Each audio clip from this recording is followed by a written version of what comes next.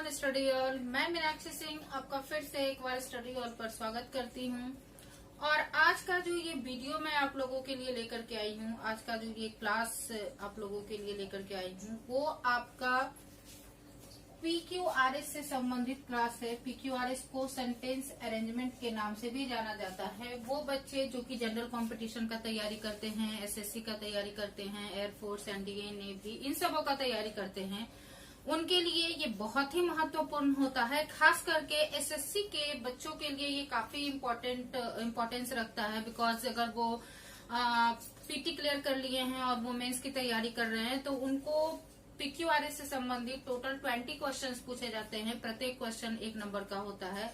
तो अगर आपको इसको सॉल्व करने के लिए आ गया तो ये कुछ भी नहीं है, और अगर आपको इसको सॉल्व करने के लिए नहीं आया तो इसमें बहुत सारी समस्याएं उत्पन्न होती हैं। और मैक्सिमम बच्चों का जो क्वेश्चन है PQRS से संबंधित शुरुआत में गलत ही होता है, जिसके कारण कि उनका मेंस का रिजल्ट खराब हो जाता है। इन्हीं को ध्यान में रखते हुए आज मैं आप लोगों के सामने PQRS से संबंधित क्लास लेकर के आई हूँ। वो वीडियो मैं आप लोगों के लिए अपलोड कर रही हूँ, तो देखें इसको और समझें कि PQRS को किस तरीके से सॉल्व किया जाता है। PQRS को सॉल्व करने के लिए यानी कि सेंटेंस अरेंजमेंट को सॉल्व करने के लिए आपको 2-3 बातों का ध्यान रखना चाहिए।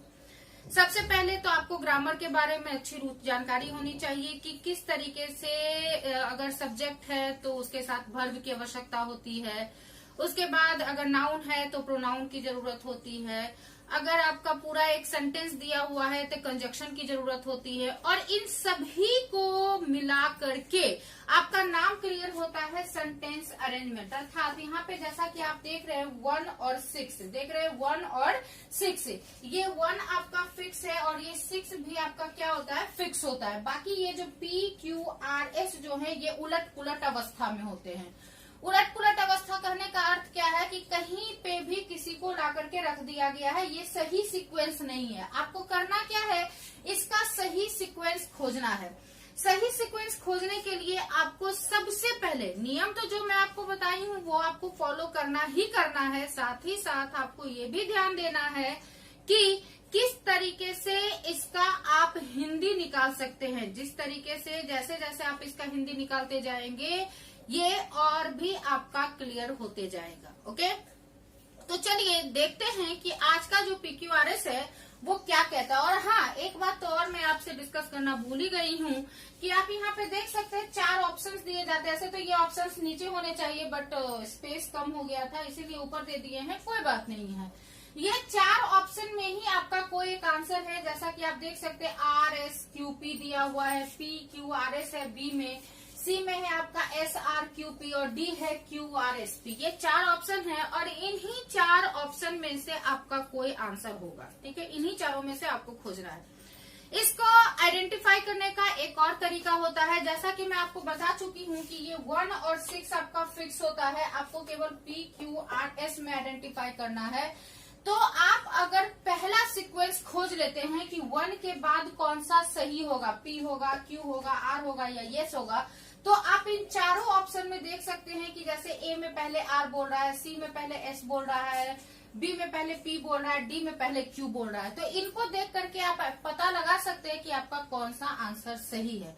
जैसे अभी हम लोग जैसे जैसे इसको सॉल्व करेंगे वैसे वैसे आपका जो कंफ्यूजन है वो दूर होते जाएगा। शुरुआत में तो हर चीज हार्ड लगता है, लेकिन जैसे जैसे हम लोग बनाते जाते हैं सारी की सारी टेंशन, सारी की सारी कंफ्यूजन जो है वो क्लियर होते जाता है। और हम लोग जानते हैं कि आपका मेहनत और साथ ही साथ किसी चीज को लेकर के प्रैक्टिस जो है वो आपको पूर्ण बनाती है। तो डरने की जरूरत नहीं है, डिप्रेस होने की जरूरत नहीं है। चलिए फिर से एक बार शुरू करते हैं। और यकीन मानिए मैं आपको गारंटी देती हूँ कि अगर आप मेरे इस वीडियो को देखिएगा सही तरीके से, जैसे जैसे मैं आपको फॉलो करने के लिए बोल रही हूँ, अगर आप फॉलो करते हैं तो यकीन मानिए आप PQRS सॉल्व करना सीख जाइएगा।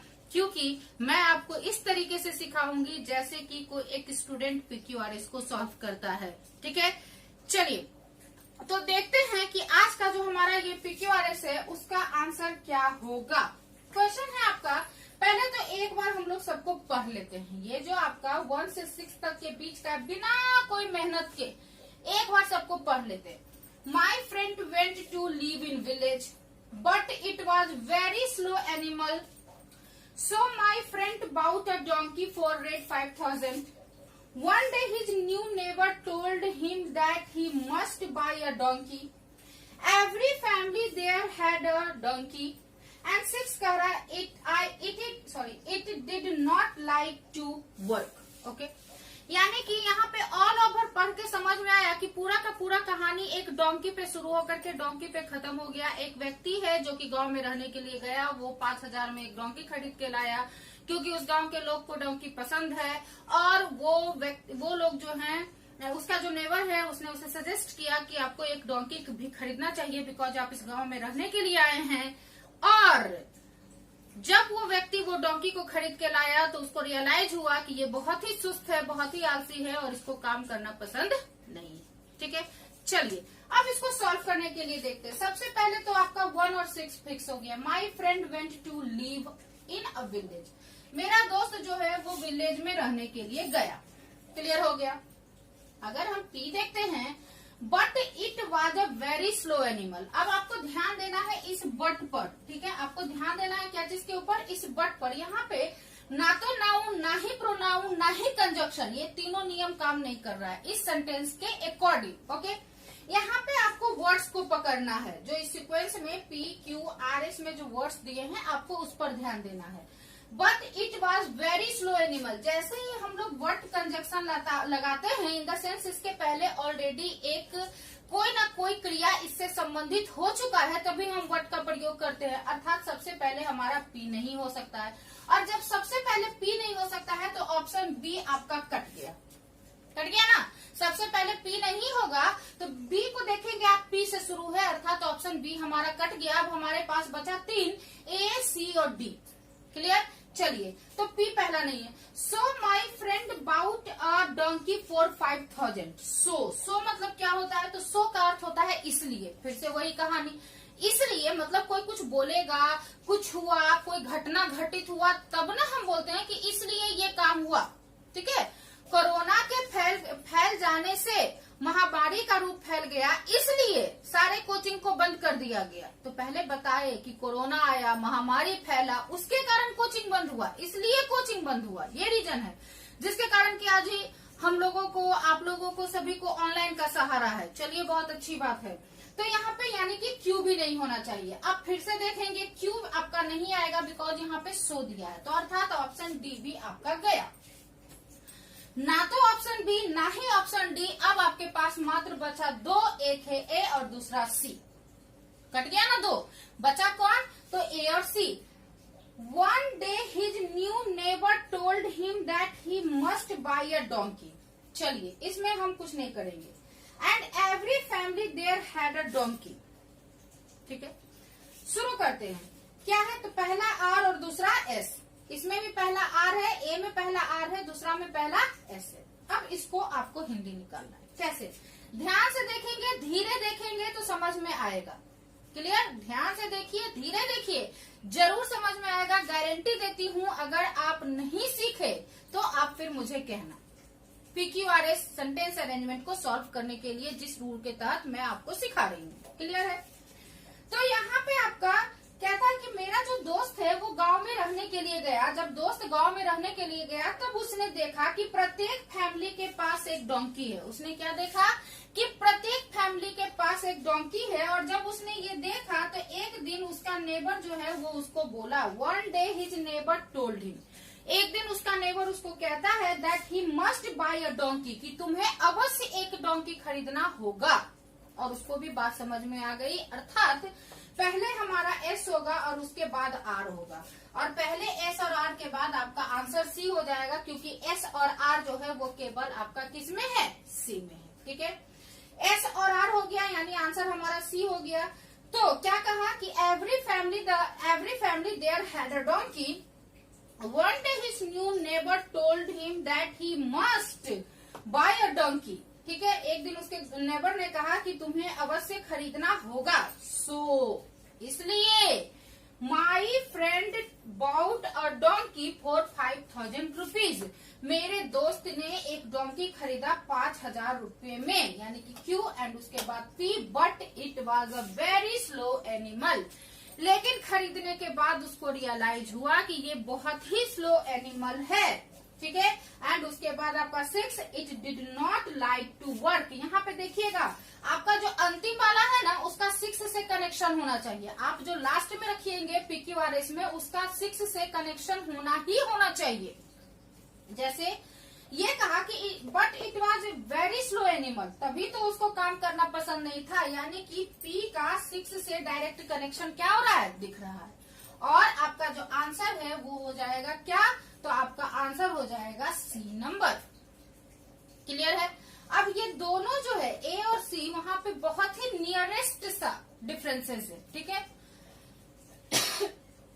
बहुत ही क्लोज अंतर है। क्या अंतर है, मुझे पता है बहुत सारे बच्चे ये कह देंगे कि मैम तो फिर हम R और S क्यों नहीं लगा सकते कि my friend went to live in village, और उसके बाद हम पहले R क्यों नहीं लगाएंगे कि one day his neighbour told him that he must buy a donkey, every family there had a donkey. ठीक है, तो आप नॉर्मली समझिए ना कि पहले व्यक्ति देखा कि प्रत्येक घर में एक डोंकी था, तब उसके नेबर ने कहा कि तुम्हें भी जरूर एक डोंकी खरीदना चाहिए, तब उसके माइंड पे प्रेशर पड़ा और उसने क्या किया, डोंकी खरीद लिया। इसलिए आपका जो आंसर है वो हो जाएगा C नंबर। ठीक है, तो पहला क्वेश्चन हमारा यहाँ पे खत्म होता है PQRS से संबंधित, सेंटेंस अरेंजमेंट से संबंधित। चलिए तो बढ़ते हैं अपने सेकंड क्वेश्चन की ओर और देखते हैं कि इसको किस तरीके से सॉल्व किया जा सकता है। जैसा कि आप देख सकते हैं पूरा बोर्ड भर के ये क्वेश्चन है, इन द सेंस PQRS से संबंधित ही प्रश्न है। ज्यादा टेंशन लेना नहीं है, क्योंकि मैं देखती हूँ अक्सर बच्चे जो है वो क्वेश्चन की लंबाई देख के ज्यादा टेंशन में आ जाते हैं। ठीक है, क्वेश्चन की लंबाई देख के टेंशन में आ जाते हैं, लेकिन जो गरजते हैं वो बरसते नहीं। याद रखिएगा, जो क्वेश्चन बड़ा होता है उसको सॉल्व करना उतना ही आसान होता है। तो देखते हैं फिर से, इसको वही रूल फॉलो करेंगे। इसका भी 1 और 6 आपका फिक्स है, कुछ नहीं करना है, एक बार हम लोग पढ़ लेते हैं। कहता a foolish wolf saw a horse grazing in the field and decided to eat him.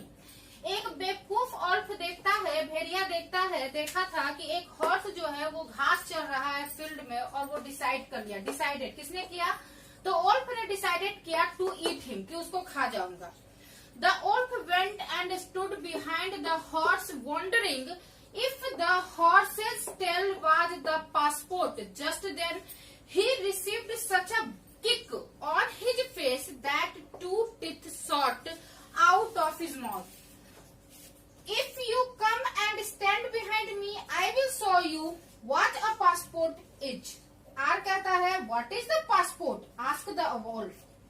S कहता है, when the horse saw the wolf, it said you cannot eat me. And 6 है आपका, as the wolf lay dead, the horse made good to escape. अब इसका सारांश निकालते हैं। हिंदी अगर आपको समझ में आ गया होगा तो सारांश निकालते हैं कि एक बेवकूफ भेड़िया था जो कि एक घोड़ा को चढ़ते हुए देखा, उसको खाने की लालसा उसके मन में जगी। घोड़ा इस बात को समझ गया, उसके अंदर एक विचार आया और उसने सोचा कि इसको बिना बेवकूफ बनाए बचना मुश्किल है, इसीलिए उसने कहा कि तुम मुझे नहीं खा सकते हो क्योंकि मेरे पास पासपोर्ट है। भेड़िया भी टेंशन में आ गया कि पासपोर्ट क्या होता है। वो पूछा क्या है पासपोर्ट, बोला तुम मेरे पीछे आके खड़ा हो तो तुमको बताऊंगा। जैसे भेड़िया उसके पीछे जाके खड़ा हुआ, उसका पूछ देखा, टेल मतलब पूछ होता है। जैसे ही घोड़ा का पूछ देखा, घोड़ा एक बहुत बड़ा किक मारता है, लात मारता है।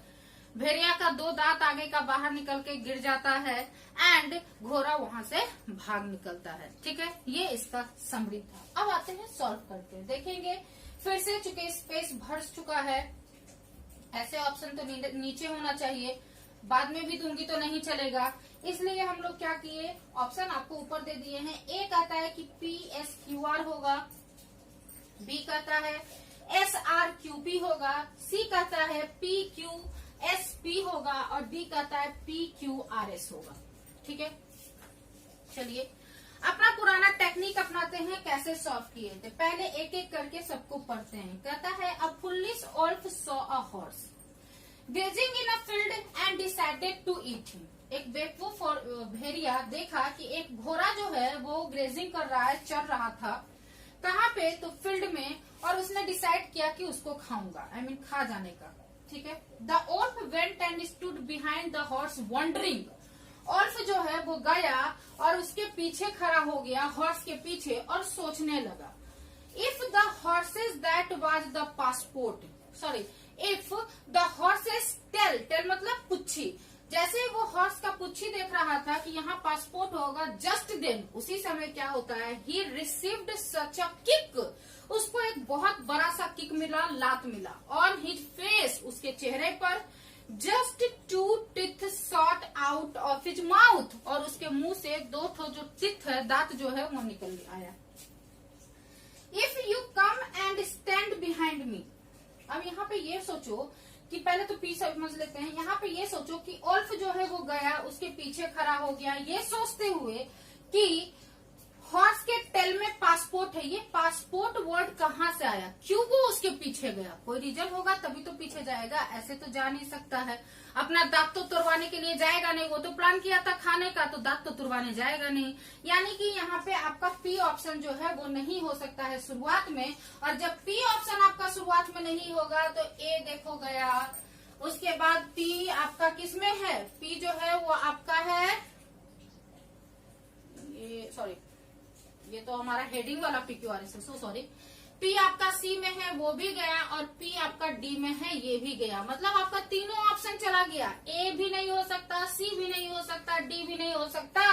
तो समझ लो आंसर आपका क्या होगा, तो आंसर आपका जो है वो हो जाएगा बी नंबर। अभी हम आपको बोले थे ना, जो गरजता है वो बरसता नहीं है, बस एक आपको खोजना है कि कौन सा सीक्वेंस करेक्ट होगा और आपका आंसर आपको मिल जाएगा। तो यानी कि हमारा पी नहीं होगा, सबसे पहले हमारा एस होगा। तो पहले हमारा एस हो जाएगा, जैसा कि हम देख चुके हैं कि ए नहीं हो सकता, बी तो होगा ही होगा, सॉरी, सी नहीं हो सकता, डी नहीं हो सकता, तो पहले हमारा बी के अकॉर्डिंग एस होगा। जैसे ही भेड़िया देखा, खाने का सोचा, उसी समय व्हेन द हॉर्स सॉ, उसी समय घोड़े ने भी देखा, ठीक है, ओल्फ को, और उसके दिमाग में आइडिया आया, सेड कहा, यू कैन नॉट ईट मी, तुम मुझे नहीं खा सकते। क्यों भाई, तो आई हैव अ पासपोर्ट, मेरे पास पासपोर्ट है इसलिए तुम मुझे नहीं खा सकते, ठीक है। अब भेड़िया भी चौंक गया, उसके बाद आपका आर हो जाएगा, what is the passport, passport क्या होता है, आस्क द ओल्फ, ओल्फ ने पूछा कि पासपोर्ट होता क्या है, यानी कि आपका एस के बाद आर हो गया, तो आर के बाद क्या होगा, तो क्यू हो जाएगा। If you come and stand behind me, घोड़ा बोला यदि तुम आओ और मेरे पीछे खड़े हो जाओ, यदि तुम आओ और मेरे पीछे खड़े हो जाओ, आई विल शो यू, मैं तुम्हें दिखाऊंगा, व्हाट अ पासपोर्ट इज, कि पासपोर्ट क्या होता है।